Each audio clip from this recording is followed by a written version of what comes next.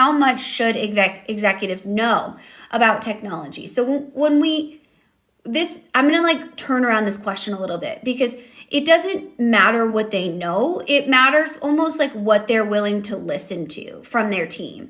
And that's where they get in trouble a lot of. And I'll give you an example, from one of our clients.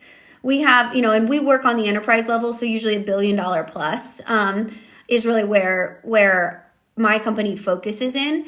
So we had, a bigger client that was in the mining industry that was purchased by a private equity firm that's a global firm. And what this firm, famous last words, the leadership team said, we're going to let the business choose its ERP system. No problem. Like, they know what's best. We're just coming in. We're going to let them choose, go through the evaluation. You guys help them. Awesome. Can do.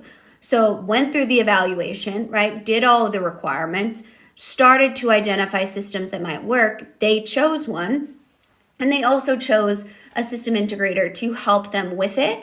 There was a tier 2 integrator that was located where they were located and was a system specialist. They were a great option for them because they really wanted someone that was absolutely focused in, like, hyper-focused in the system that they wanted, because it was an MES type of ERP system, manufacturing execution system, which can be harder to implement, right? Like, it's very complex manufacturing when it comes to mining. And there's a lot of enterprise asset management. When we have $40 million dump trucks and all of these different things, we need to make sure that they actually work, or that's a huge bottom line. And so when we looked at that, we had it all in line, and then all of a sudden the board of directors was slowly getting messages from bigger system integrators being like, why aren't we involved in this? This type of thing. And they ended up completely reversing on that decision.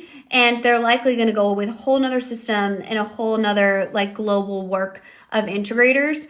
Obviously, we weren't a great match for them because that wasn't something that we felt like we supported, right? We openly said, you need to be honest about what you're going to do, right? Do what you're going to do as the leaders of the company. It's your choice. It's your call, ultimately. But you need to be clear with these people because they're putting in their time and effort. So if you're not going to listen to them, just say that, right? Like, it would make everything much easier if you were just honest about that. So that's an example of when the executive team reverses on the business or the technical team, and that's going to cause a plethora of issues. I guarantee it, right? With turnover in the business, from people to processes that they have no idea what that business does, but they know they have all of these global relationships with private equity partners, and they kind of, need to kiss the hand that feeds them, right? I guess. So definitely a hard lesson for them that they'll just have to learn. There's only so much we can say, or that you can say, as the voice of reason in these conversations, and being like, I don't think that's a good idea. Ultimately, it's going to be their call. If they're not listening to you, they're showing you who they are, right?